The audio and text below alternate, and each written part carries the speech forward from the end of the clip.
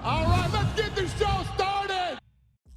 In today's video, Paddy Pimblett responds to Matt Frevola's call-out, Aljamain Sterling talks about the scoring for his UFC 288 win, Dominick Cruz explains what would have happened if Cejudo won at UFC 288, Conor McGregor changes tune on Henry Cejudo, Colby Covington goes off on Belal Muhammad, and Mark Zuckerberg wins his first BJJ tournament. Following a stunning first-round knockout over Drew Dober at UFC 288, Matt Frevola called out Paddy Pimblett for a fight later this year. Paddy is out of action right now after undergoing ankle surgery that will likely keep him sidelined for several months, but he still responded to the call-out on social media. When asked by a fan about the call-out, Paddy said, "Bit of a weird time to call me out when I can't even train, but yeah, I'd fight Frevola when I'm back. Probably the easiest route into the top 15. Frevola reacted to Pimblett's comments during a recent appearance on the MMA Hour. Here's what he had to say. Yeah. I see where he's coming from. You look at the top 15, it's a murderer's row. And that's what I always say about the lightweight division. Anyone could beat anybody on any given day. And I definitely feel that way about myself. I can knock out anybody in the world given the opportunity. And, but I know I'm human too. I could get knocked out as well. And that's the fight game. And, we do everything we can to be the hammer, me and Paddy it'd be a fun fight.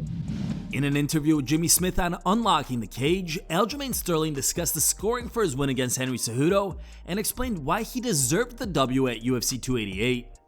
Yeah, that's really what it is. And I tried stressing that beforehand. Like, this is not an Olympic wrestling match whatsoever. We're fighting, bro. So if you get a takedown, what are you going to do with the takedown? And, he got a really early takedown in the first round. I was like, okay, you're exactly what I thought was going to happen. You're going to be strong in this position if you lock your hands. You were strong in the position when you locked your hands. And now it's up to me to do what I said, which was work off my back and just being calm, being patient, taking my time, doing my stuff, getting back to my butterfly hooks and things like that. And it ended up working out perfect. Like, exactly what I thought was going to happen was the fight. I think it was a lot of back and forth, but for the most part, I never for one moment felt like I wasn't in control of the fight. And that was what gave me confidence going to the judge's decision. And I'm actually a little bummed out because I do think the fight was closer to 4-1 than it was 3-2, in my opinion. And you can make the argument for for him to get 2 rounds, but giving him 3 rounds is criminal. But yeah, it is what it is, because the one round that I thought I probably should have lost was round 5. And that round being scored to me was literally the deciding factor in me winning the fight, which means the other rounds were scored incorrectly. On the MMA Hour, Dominick Cruz has explained why Henry Cejudo winning at UFC 288 would have been catastrophic for the bantamweight division. It's just we're lucky that MMA didn't get hit too hard by that, because I think that it would have been really catastrophic to have Henry there compared to Sterling. I think Sterling's going to be much better for the 135-pound division as champion. I just think he's a more active, shows himself as a champion that I'm proud to say he's the champion of 135. The way he carries himself, the way that he fights, the way that he shows respect, stuff like that. So it's cool to have him there. I'm glad he's champion. You know how much pressure that is? When I had 3 knee blowouts, a blown out shoulder, busted hands, and I'm in the USADA testing pool, and I've got people calling me out every week telling me that I need to get out there and compete. That's a lot of pressure. This is the thing. This is what people dodge when they retire. They dodge the pressure. They dodge USADA coming to your house. They dodge the pool. They dodge the work. They dodge the heat. And I don't respect that. Aljo never dodged the heat. He stayed in it. He's still staying in it. I think that Henry would have dodged the heat, and that would have been hard for the bantamweight division. The back and forth between Conor McGregor and Henry Cejudo continues. Cejudo roasted McGregor by tweeting, "Hey Conor, your grappling is so bad you can't even submit a clean urine sample. I've seen more intimidating men on a can of Bud Light." He continued with, "The only cardio the Notorious is doing these days is running from USADA." Cejudo also posted this clip in response to McGregor trolling him. Afterwards, he said, "Thanks, Conor." Conor just ripped into me. Easiest money I've ever made. Not a scratch on Aljo. Congrats, Funkmaster. Good little fighter is Henry, but give it a rest with these agendas all the time. The guy is sub 20 fights in his career. Little feints and ah ha ha. Oh my God! Please teach me a mastermind. LOL. Done with the splits. Hey, give me my phone. Done with the splits like a stripper and got dumped on his ass. He did, haha. Oh Lord, it's tasty. It's okay. Thanks, Conor. I'm gonna get this motherfucker.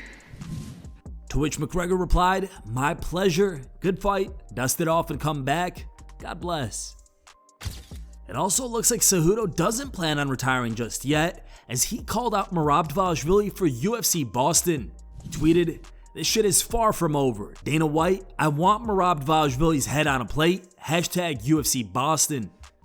To which Merab replied, "Let's go. I will take another of Aljo's leftovers for now." What do you guys think of this call out from Cejudo? Do you think he takes out Merab? Let us know your thoughts in the comments below. Colby Covington still believes that Belal Muhammad doesn't deserve a title shot.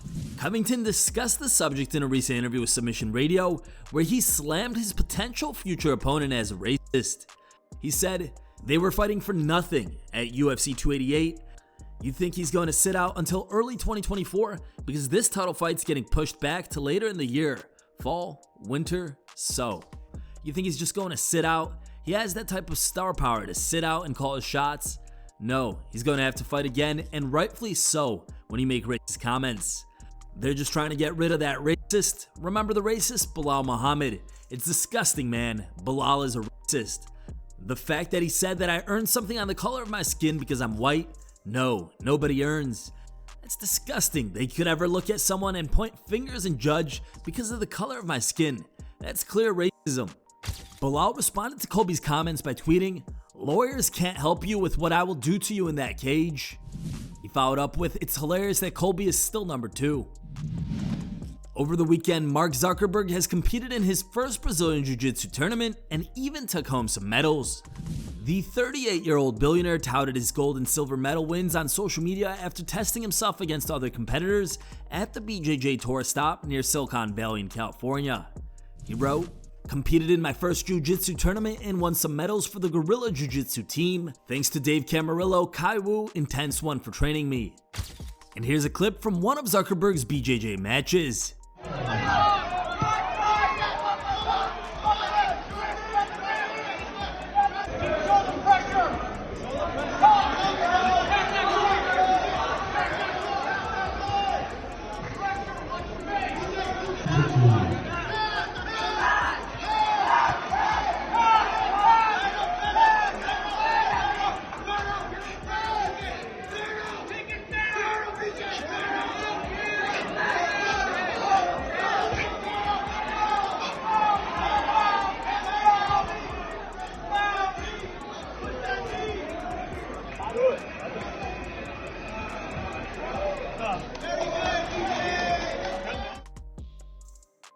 Here are the top 3 funniest memes we found on the internet today.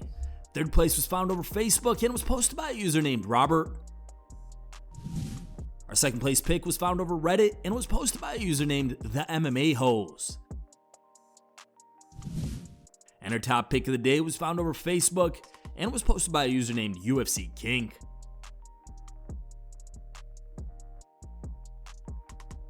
Before we go, we wanted to take a moment to thank our newest subscribers. We appreciate your support and hope you enjoy our content.